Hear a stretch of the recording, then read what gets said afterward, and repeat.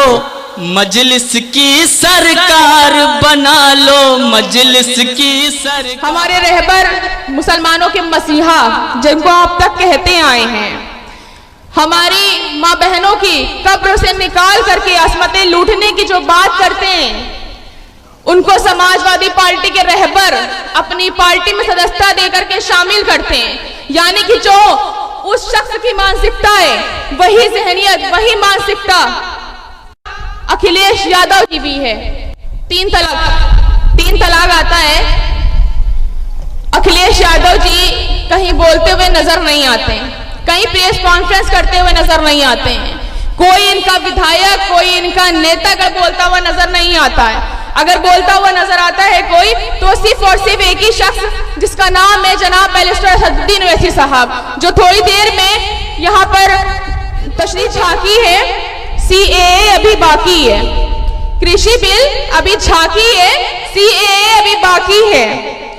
Detention centres बनाने के हमारे प्राइम मिनिस्टर जी को बहुत जल्दी थी, नए सांसद भवन बनाने की बहुत जल्दी थी, लेकिन सर अगर आप हॉस्पिटल बना देते तो कोविड में जो नदी के किनारे लाशें कुत्ते खा रहे थे वो नहीं खाते।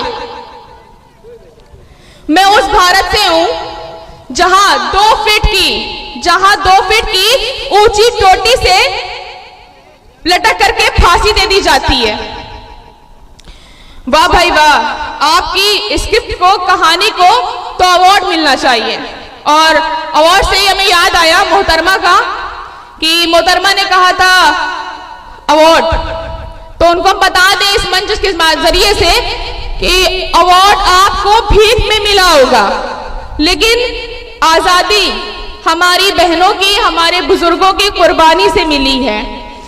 भीख मांग मांग करके आपका मानसिक संतुलन बिगड़ गया है, आपको Y+ सिक्योरिटी भीख में मिली है। आप अपना दिमाग का इलाज करवाइए। हमारे होम मिनिस्टर साहब चिल्ला चिल्ला करके कहते हैं 12 बजे रात में बेटियां गहने पहन के सुरक्षित चल सकती हैं।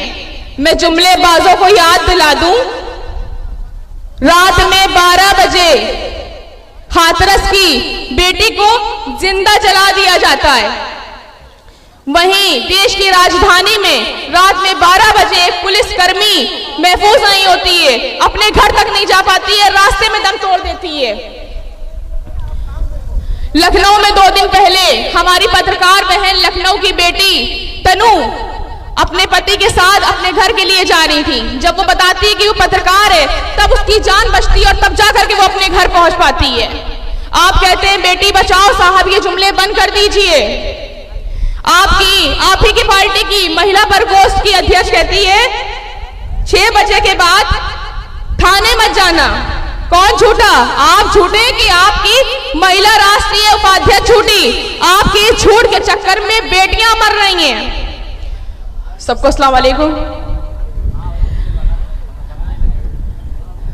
रामनगर की आवाम का बहुत बहुत शुक्रिया और तहे दिल से इस्तकबाल करते हैं हम। साथ में मंच पे जो लोग तशरीफ फरमा हैं उनका भी इस्तकबाल करते हैं हम। हमारे भाई खतीब साहब का, डॉक्टर पवन राव अम्बेडकर साहब का और तमाम जिम्मेदारान का जो मंच पर मौजूद हैं, हमारी बहन बाराबंकी की जिलाध्यक्ष अफरोज सिद्दीकी साहिबा का और यहाँ की आवाम का हम तहे दिल से शुक्रिया अदा करते हैं। अब तक हम कहते आए हैं कि बीजेपी को हराना है, यही कहा है ना हमने कि अब तक हमें बीजेपी को हराना है और सपा बसपा कांग्रेस को जिताना है। लेकिन अब हम ये कहेंगे कि हमें बीजेपी को हराना है, ये सरकार गिरानी है, दरी नहीं बिछानी है, अपना घर बनाना है। मोदी सरकार घपले की सरकार जो कि बड़ी बेकार है और बड़ी ही गद्दार है। मोदी जी को सिर्फ और सिर्फ पूंजीपतियों से प्यार है, मुस्लिम और दलित ही इनका शिकार है। हमारे रहबर मुसलमानों के मसीहा जिनको आप तक कहते आए हैं, हमारी माँ बहनों की कब्र से निकाल करके असमतें लूटने की जो बात करते हैं, उनको समाजवादी पार्टी के रहबर अपनी पार्टी में सदस्यता देकर के शामिल करते हैं। यानी कि जो उस शख्स की मानसिकता है, वही जहनियत, वही मानसिकता अखिलेश यादव जी की भी है। तीन तलाक आता है। अखिलेश यादव जी कहीं बोलते हुए नजर नहीं आते हैं, कहीं प्रेस कॉन्फ्रेंस करते हुए नजर नहीं आते हैं, कोई इनका विधायक, कोई इनका नेता अगर बोलता हुआ नजर नहीं आता है। अगर बोलता हुआ नजर आता है कोई, तो सिर्फ और सिर्फ एक ही शख्स, जिसका नाम है जनाब बैरिस्टर असदुद्दीन ओवैसी साहब, जो थोड़ी देर में यहाँ पर तशरीफ फरमा होंगे हम सबके बीच में। कृषि बिल तो अभी झांकी है, सीएए अभी बाकी है। कृषि बिल अभी झांकी है, सीएए अभी बाकी है। डिटेंशन सेंटर्स बनाने के हमारे प्राइम मिनिस्टर जी को बहुत जल्दी थी, नए सांसद भवन बनाने की बहुत जल्दी थी। लेकिन सर, अगर आप हॉस्पिटल बना देते तो कोविड में जो नदी के किनारे लाशें कुत्ते खा रहे थे, वो नहीं खाते।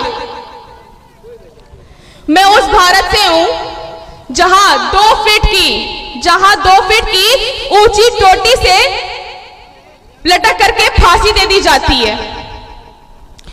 वाह भाई वाह, आपकी स्क्रिप्ट को, कहानी को तो अवार्ड मिलना चाहिए। और अवार्ड से ही हमें याद आया मोहतरमा का, कि मोहतरमा ने कहा था अवार्ड, तो उनको हम बता दें इस मंच के जरिए से कि अवार्ड आपको भीख में मिला होगा, लेकिन आजादी हमारी बहनों की, हमारे बुजुर्गों की कुर्बानी से मिली है। भीख मांग मांग करके आपका मानसिक संतुलन बिगड़ गया है, आपको Y+ सिक्योरिटी भीख में मिली है। आप अपना दिमाग का इलाज करवाइए। हमारे होम मिनिस्टर साहब चिल्ला चिल्ला करके कहते हैं 12 बजे रात में बेटियां गहने पहन के सुरक्षित चल सकती हैं। मैं जुमलेबाजों को याद दिला दूं, रात में 12 बजे हाथरस की बेटी को जिंदा जला दिया जाता है। वहीं देश की राजधानी में रात में 12 बजे एक पुलिसकर्मी महफूज नहीं होती है, अपने घर तक नहीं जा पाती है, रास्ते में दम तोड़ देती है। लखनऊ में 2 दिन पहले हमारी पत्रकार बहन, लखनऊ की बेटी तनु अपने पति के साथ अपने घर के लिए जा रही थी। जब वो बताती है कि वो पत्रकार है, तब उसकी जान बचती है और तब जाकर के वो अपने घर पहुंच पाती है। आप कहते हैं बेटी बचाओ, साहब ये जुमले बंद कर दीजिए। आप ही की पार्टी की महिला प्रकोष्ठ की अध्यक्ष कहती है 6 बजे के बाद थाने मत जाना। कौन झूठा? आप झूठे कि आपकी महिला राष्ट्रीय उपाध्यक्ष झूठी? आपके झूठ के चक्कर में बेटियां मर रही हैं। और मैं यहाँ की आवाम से और साथ ही साथ भारत के मुसलमानों से भी ये कहना चाहूंगी कि सत्ता में आओ, सिस्टम में हिस्सा लो। सत्ता में आओ, सिस्टम में हिस्सा लो, तभी तुम्हारी सुनवाई होगी। जज बनो, पुलिस बनो, वकील बनो, राजनीति में आओ। इंसाफ दिला सकोगे या इंसाफ कर सकोगे?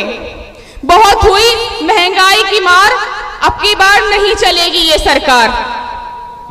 और आखिर में मैं आपसे यही बात कहना चाहूंगी कि ओवैसी साहब का हाथ पकड़ के रखिए। इंशाअल्लाह ताला आने वाले वक्त में, भविष्य में किसी के पैर पकड़ने की जरूरत नहीं पड़ेगी। अपने वोट की कीमत को जानिए। भूल जाएं वो लोग कि वोट हमारा और राज इनका। अब ये नहीं चलेगा, वोट हमारा, राज हमारा ही चलेगा। हमारे 5 जीतेंगे, 10 जीतेंगे, 15 जीतेंगे, हमारे अपने होंगे। उनके गले में किसी के गुलामी का पट्टा नहीं पड़ा होगा। अपनी ताकत को पहचानिए। ये लोग आप लोगों के सामने हाथ जोड़े नजर आएंगे, जो लोग आपको स्टेज से धक्का दे करके उतारते हैं। चोरी तो हर कोई भरता है, ऐसा नेता चुनो जो आवाम की सुनता है। इसी के साथ बहुत बहुत शुक्रिया।